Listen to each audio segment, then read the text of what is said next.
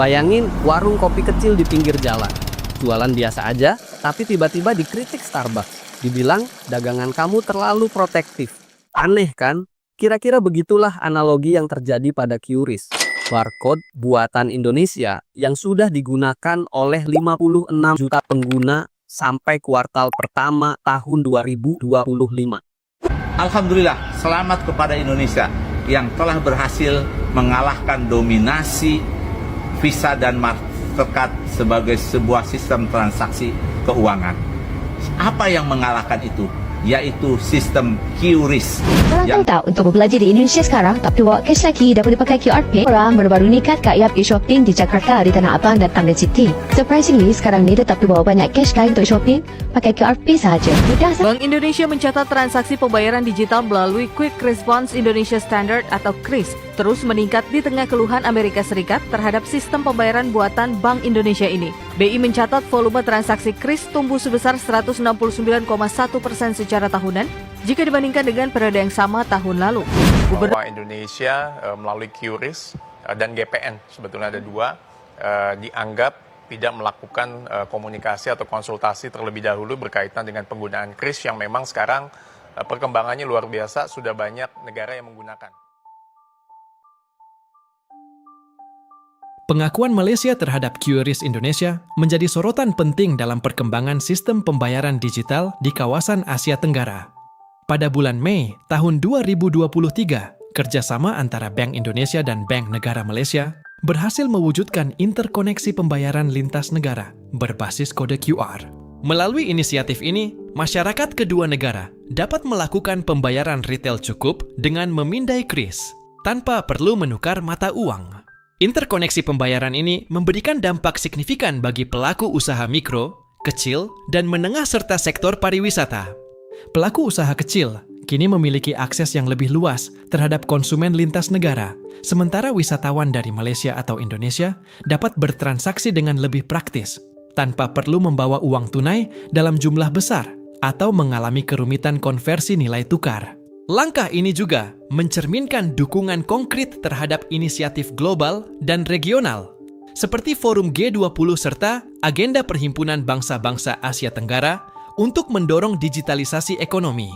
Selain itu, implementasi QRIS lintas negara ini merupakan bagian dari agenda besar cetak biru sistem pembayaran Indonesia 2025 yang menekankan pentingnya efisiensi, inklusi keuangan, dan penggunaan mata uang lokal dalam transaksi internasional.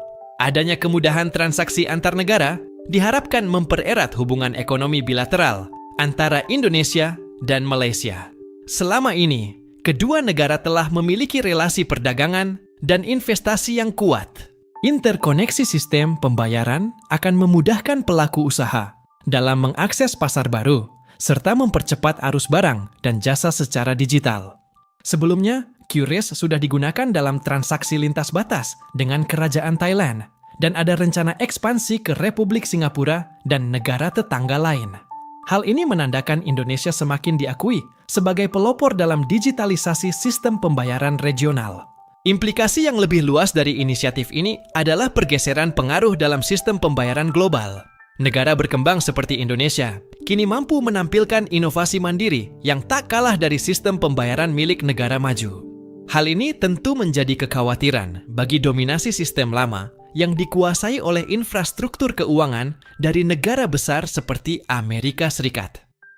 Bank Indonesia mencatat transaksi pembayaran digital melalui Quick Response Indonesia Standard atau QRIS terus meningkat di tengah keluhan Amerika Serikat terhadap sistem pembayaran buatan Bank Indonesia ini. BI mencatat volume transaksi QRIS tumbuh sebesar 169,1% secara tahunan jika dibandingkan dengan periode yang sama tahun lalu.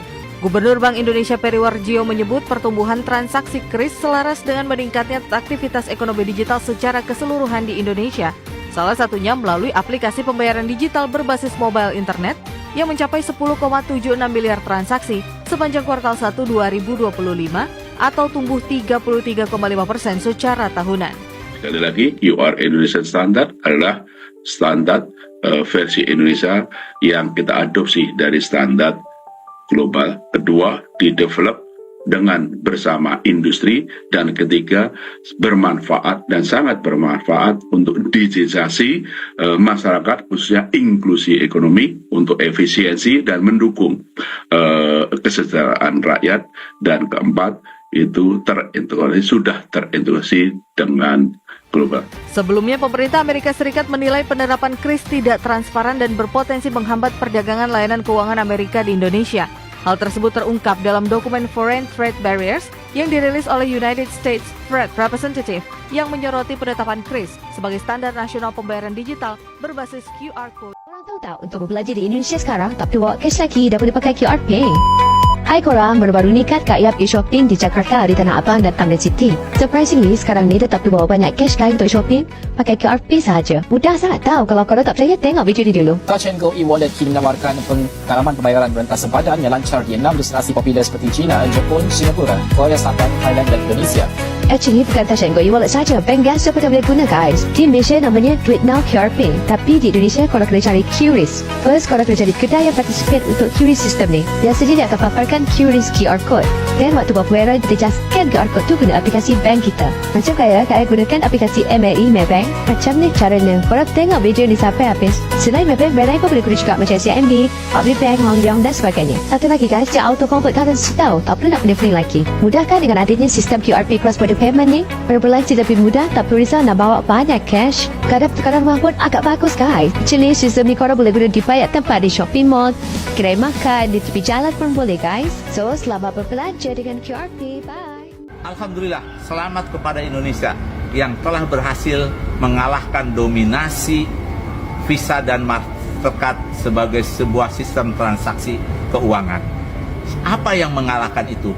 Yaitu sistem QRIS yang diluncurkan oleh Bank Indonesia pada tahun 2019.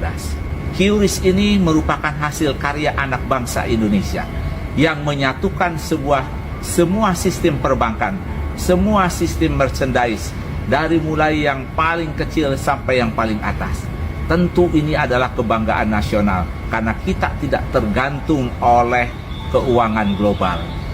Dulu sangat memprihatinkan, transaksi domestik tetapi dicatat dan dikendalikan oleh Amerika.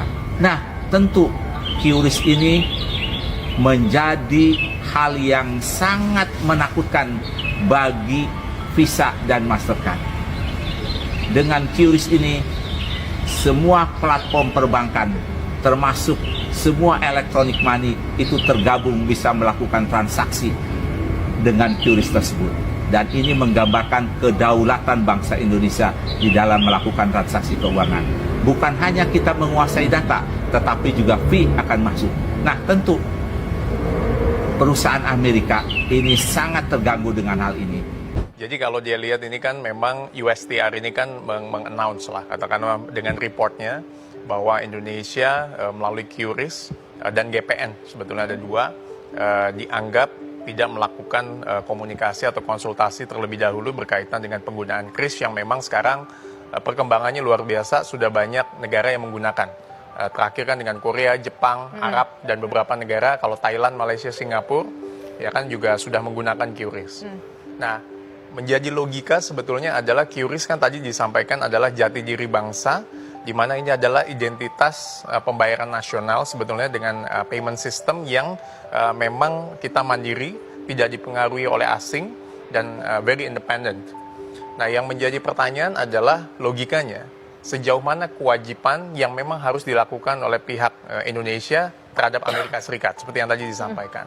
Karena kan pasti Amerika akan melihat bahwa ketergantungan selama ini dengan Visa, Mastercard, PayPal, itu adalah instrumen proses pembayaran yang biasa digunakan oleh Amerika yang bermitra dengan Indonesia.